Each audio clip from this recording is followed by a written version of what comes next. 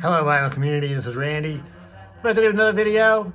Picked up some records in the past couple weeks. Gonna show those to you today. The first one that I have to show you is a 7-inch single. 7-inch single on Heritage Records. Heritage Records. The Cherry People. This is a record by the Cherry People, and Suddenly is the name of the record. Cherry People were the first band for Punky Meadows, the guitarist for Angel. Angel was a pretty big band, I think, in the late 70s and 80s. Punky Meadows was their guitar player. He was immortalized in a Frank Zappa song called Punky's Whips. He had fantastic, I think he still has fantastic hair. I think Angel is touring again now. I'd never heard anything by the Cherry People though, so I finally, I didn't still haven't heard the whole album, but I did see this record, so I picked this one up because I wanted to listen to it. So this really is nothing at all like Angel. This is Sunshine Pop. Sunshine Pop for sure. There's lots of like strings and stuff on this. So it's a really cool sounding song, and I was looking at it in Discogs, and it was repressed about 14 or 15 times, so they must have sold a few of them.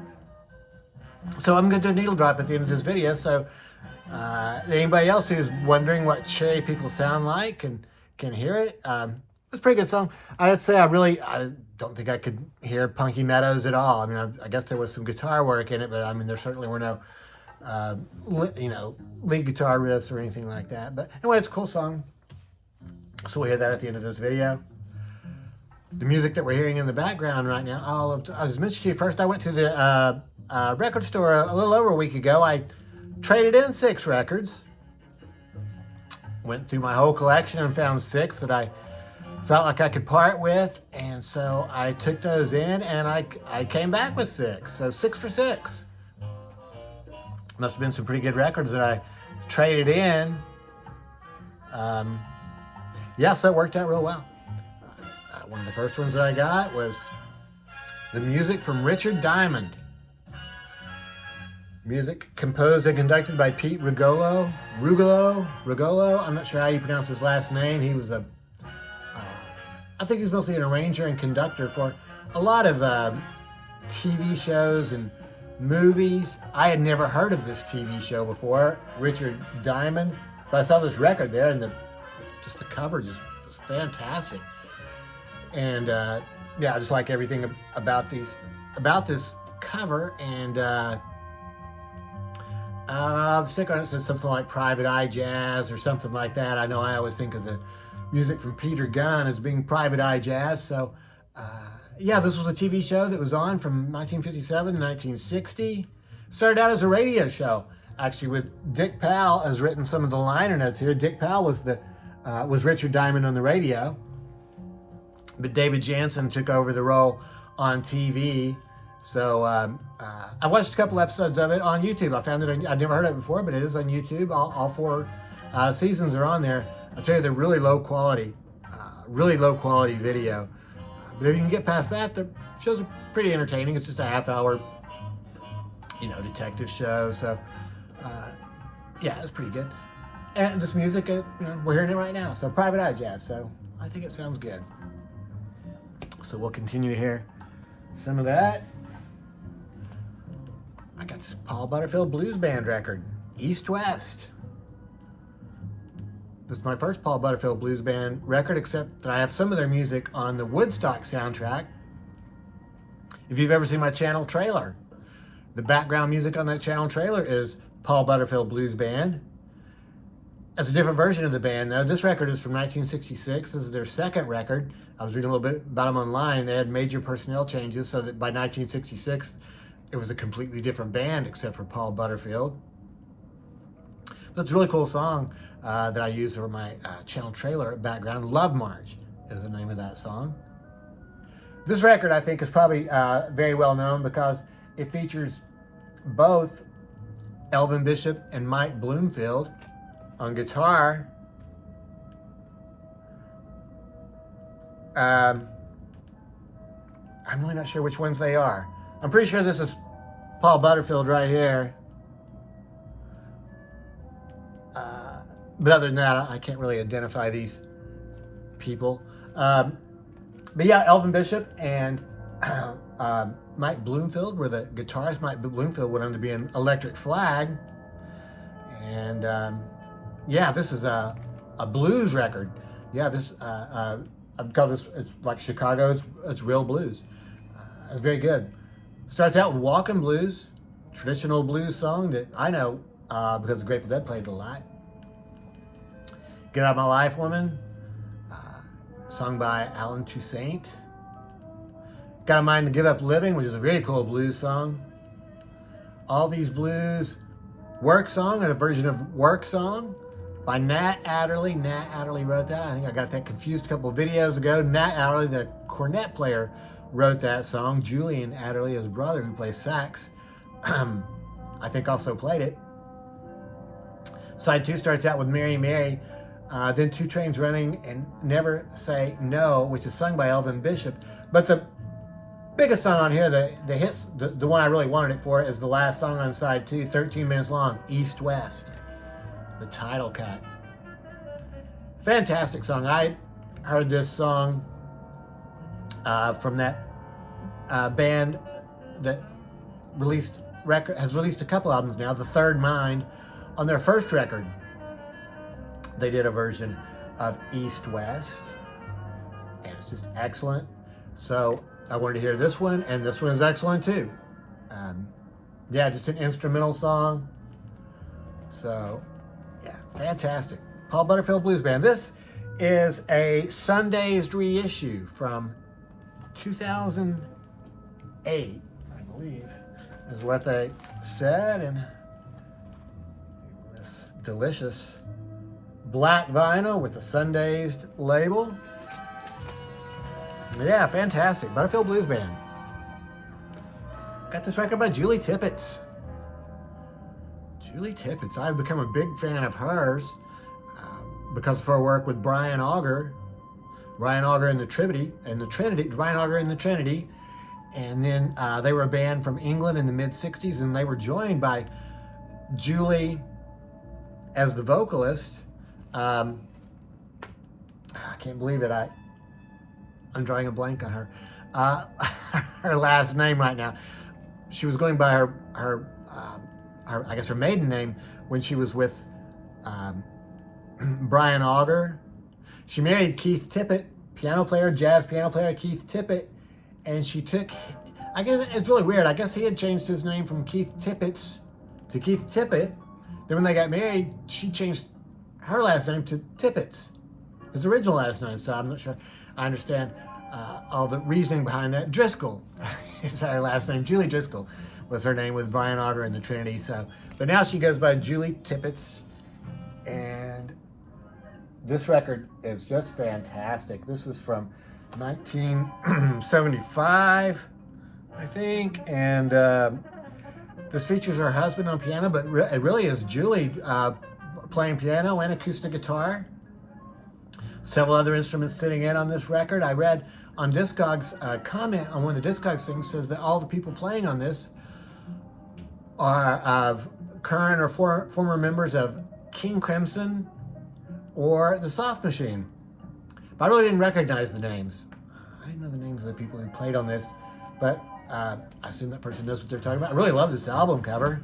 The back of it is excellent too. And there's the gatefold with the words. So yeah, this is a really good album. It's kind of indescribable. It's, I guess you'd call it maybe some sort of like a Carole King singer-songwriter type thing, but much more avant-garde, I think, with the music. And there's at least one song on here where Julie is really not singing words. She's just using her voice as the instrument, which I've read a little bit about her online. Evidently, that became a very a thing that she did on some later albums, where she would just do wordless vocals. But most of these songs have words. But really excellent. Really glad to get that one. Yeah, Julie Tippetts. That is Sunset Glow is the name of the record, and the label is Utopia.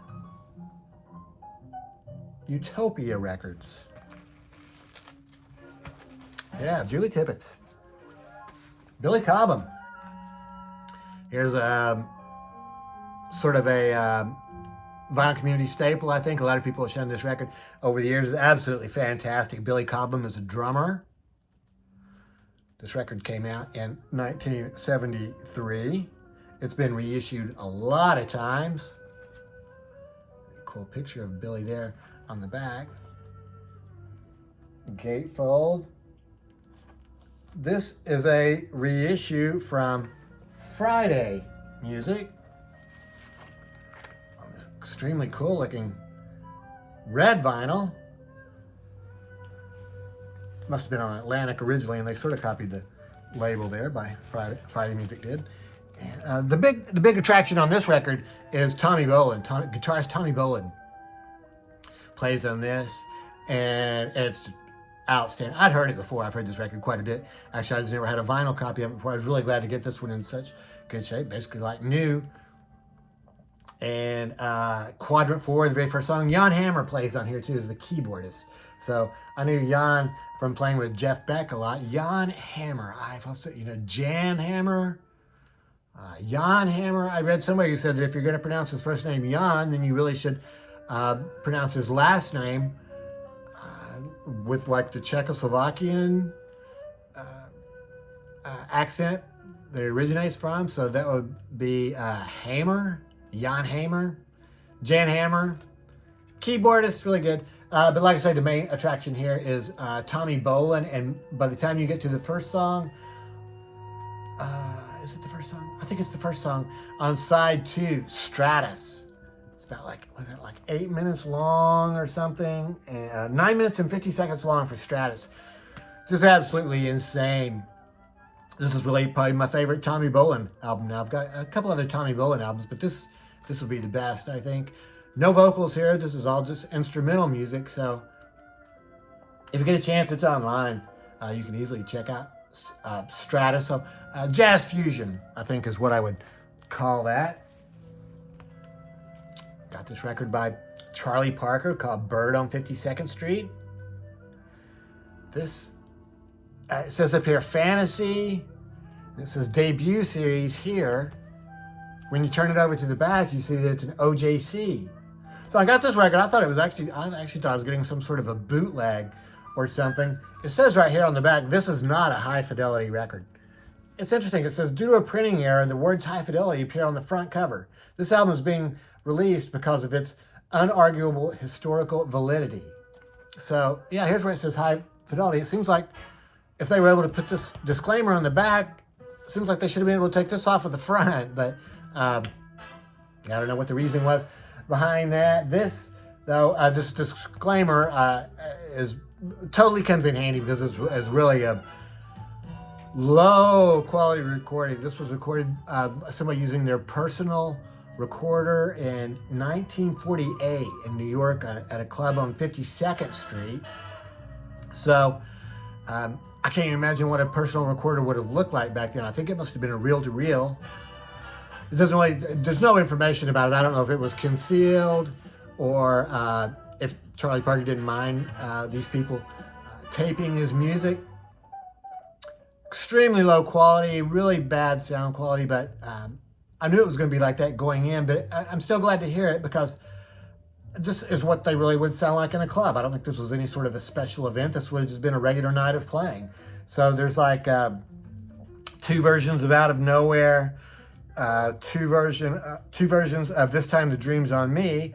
I think they probably, played 4 sets, probably starting at 8 or 9, probably played until 2 or 3 in the morning, who knows.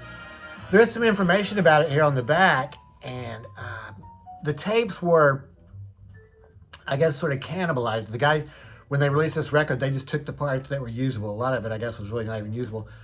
Miles Davis is playing on this. Miles Davis is the trumpet player. You can only just hear him a little bit, adding some accents in the background. I think maybe what they did was they may have just edited out the Miles solos. I'm not really sure about that, but there just really isn't much of them. It's all Charlie Parker doing the leads. I can tell you, if you are a Max Roach fan, this is the record for you, because the microphone appears to have been right in front of his drums, so you can hear the drums throughout very clearly. Duke Jordan on piano, he sounds good. You can hear some of his solos. But yeah, like I said, it seems like they just basically took miles out of it, for the most part. But anyway, I was glad to get this record. This would definitely be a record, I think, for somebody who is already familiar with Charlie Parker and wants to dig a little bit deeper. The last record that I got this trip to the record store was Yusef Lateef, Eastern Sounds. Just another absolutely fantastic record. Let me just start this record again. We'll just hear this for a little bit more. Yeah, so Yusef Lateef. This record was produced in 1961, and it originally came out on, was it Fantasy Records? I'm not sure what it originally came out on, but this is, once again, this is another OJC. This is from 2019. The thing I remember about this record more than anything before I'd ever heard it was that in 2020, Kraft released it as a small batch recording, and I remember it was the talk of the VC because it was announced, and like, I think people were just couldn't believe that the record was reselling for $99. Of course, since then we've gotten used to the $125 records, but obviously I did not get that $99 version. But this one was remastered and released in 2022 on. Oh gosh, who was it that did this? It uses the Prestige label. Oh gosh, it's not even marked on here anywhere, but it's it's reissue from 2022. Eastern Sounds is a really good name for this record. The first 3 songs really do have a very Eastern sort of a sound, sort of like Indian, or maybe it's sort of like the Far East. The very first song, The Plum Blossom, is played on a flute that, let's see, they describe it here, a Chinese globular flute. An instrument which is 1,200 years old and made of clay, was found by Lateef in New York's Chinatown after he'd become interested enough to look for one after reading about it in a book. He can only play 5 notes on it, so the very first song only has 5 notes on the lead instrument. The other instrumentalists here are Barry Harris on piano, Ernie Farrow on bass and rabat, and Lex Humphreys on drum. So Yusef, in addition to that Chinese flute, also plays the just a regular flute, oboe, and tenor sax on this record. The first 3 songs on side A all have that Eastern sound. The 4th song, Don't Blame Me, is just a complete change of pace to traditional jazz. And it sounds really excellent. Love Theme from Spartacus, also traditional jazz, but then it goes back to sort of the Eastern sound with Snafu and Purple Flower. So, yeah, it's a good mixture, but this is a really interesting record. It's not like a hard bop or traditional. I think Eastern Sounds is really a very good title for this record. So, Yusef Lateef, Eastern Sounds. So, those are the records that I picked up. I think I already showed you that one on blue vinyl. Records I picked up. So, yeah, let me know what you think about these. These are some, a lot of these I think are sort of like VC staples. They've been shown a lot, but it's the first time I've got them, so glad to have them. So, yeah, that's it. Thanks for watching, and stay tuned for this single by the Cherry People.